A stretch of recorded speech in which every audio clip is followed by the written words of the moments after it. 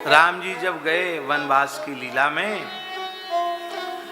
और चित्रकूट में राम जी विराजे, ये सब विंध्याचल क्षेत्र है। विंध्य के वासी उदासी तपोव्रत धारी महाविनु नारी दुखारे।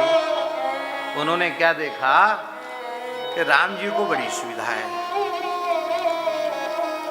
लक्ष्मण जी कंदमूल फल ले आते हैं और जानकी जी बढ़िया चौका पोता लगा के सुंदर आश्रम को सजा धजा के रखती। माताओं का स्वभाव है सुसज्जा करना, श्रृंगार करना।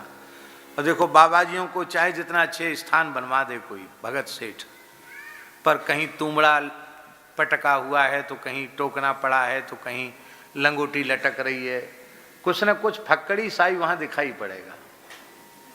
और घरों में देखो एक छोटा ही 2 कमरे का घर होगा तो भी माताएं चम्मच और गिलास कटोरी भी ऐसी सजावट से रखती हैं कि क्या कहना। लक्ष्मी स्वरूपा है ना ये। तो कहते देखो हम लोगों के आश्रम में उतनी बढ़िया दिव्यता नहीं, क्या बढ़िया चौक पूर लेती हैं जानकी जी, बढ़िया वेदी बना ली है, यज्ञशाला बन गई है अब, और इनको खाने बनाने की भी चिंता नहीं। लक्ष्मण जी इकट्ठा कर देते हैं ईंधन वगैरह और श्री जानकी जी रसोई बना लेती है। हमको सब करना पड़ता है।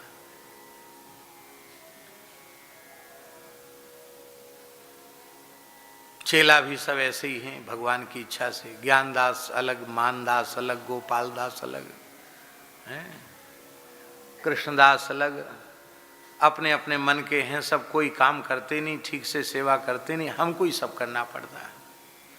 बहुत अच्छा होता कि हमको भी ऐसी कोई एक देवी मिल जाती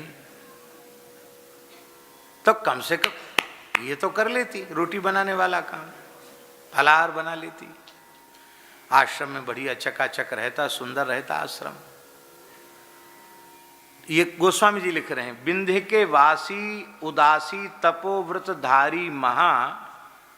लेकिन उनकी समझ में आ गया बिना स्त्री के शोभा नहीं है, तो महाबिनु नारी दुखारी, दुखी हो गए। तो बोले अब क्या करें, हमको क्या, तो अब हम जाएं भी गांव शहर में और कहें भैया हमें कोई पसंद कर ले, हमारा ब्याह है जाए, तो अब तो संभव भी नहीं है। अब हमको तो कोई देवी मिलने वाली है नहीं, तब क्या किया जाए। बोले देखो हमने सुना है कि राम जी ने गौतम की पत्नी जो शिला बन गई थी, अपने चरण का स्पर्श कराया तो वो सुंदरी स्त्री बन गई। गौतम तीय तरी तुलसी सु कथा सुनि भे मुनिवृंद सुखारे। मुनिवृंद सुखी हो गए। बोले वाह ये बहुत अच्छी बात है। तब ऐसा करें, पत्थरों की तो यहाँ कमी है नहीं, अपनी अपनी पर्णकुटी के पास पत्थर ला के रख लो। राम जी आए, महाराज सरकार इस शिला को भी थोड़ा चरण छुबा दो,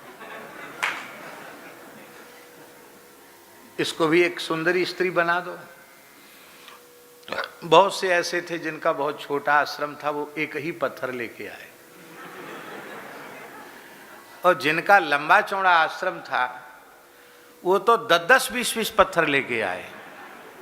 कोई गोरा पत्थर, कोई काला पत्थर, हाँ जिसको गोरी चाहिए वो गोरा पत्थर, काला चाहिए तो काला पत्थर, सब लेके आए। महात्माओं ने पत्थर इकट्ठे कर लिए अपनी अपनी पर्णकुटियों में। हाँ तो क्यों इकट्ठी कर ली? गोस्वामी जी लिख रहे हैं, वे हैं शिला बहुचंद सब चंद्रमुखी, पर से पद मंजुल कंज तिहारे। वे हैं शिला सब चंद्रमुखी, पर से पद मंजुल कंज तिहारे। आपके कोमल चरण छूते ही ये सब सुंदरी स्त्री बन जाएंगे।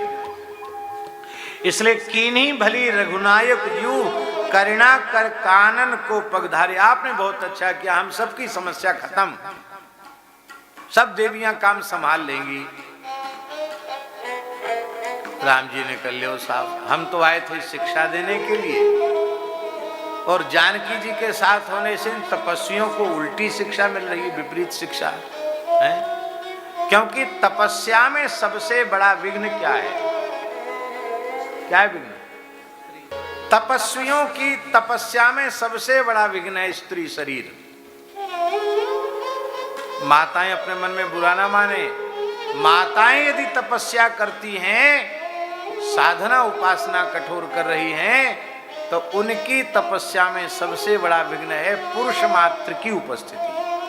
इसलिए वैदिक सनातन धर्म की मर्यादा है स्त्री पुरुष सब भगवान का भजन करें, लेकिन वे साथ साथ नहीं, अलग अलग। यदि पति पत्नी हो तो साथ साथ भजन कर सकते हैं, अन्यथा कोई भी पुरुष किसी भी स्त्री के साथ रहकर भजन तपस्या की बात करेगा तो निश्चित पतन के गर्त में चला जाएगा। क्योंकि घृत कुंभ समान नारी तप्तांगार को पुमान, भरे हुए घी के कलश के समान स्त्री का शरीर है और धधकते हुए अंगार के समान पुरुष की उपस्थिति है। धधकते अंगार के ऊपर कलश को रखा जाए और कहे कि घी न पिघले, तो कैसे नहीं पिघलेगा भाई? ठाकुर जी अब ऐसी पद्धति चल पड़ी है मठ मंदिरों में विरक्तों के यहां स्त्रियों के संग्रह की, ये प्राचीन परंपरा नहीं है। और इस प्रकार की जो पद्धति चल पड़ी है उसी के कारण बार बार साधु समाज को नीचा देखना पड़ा।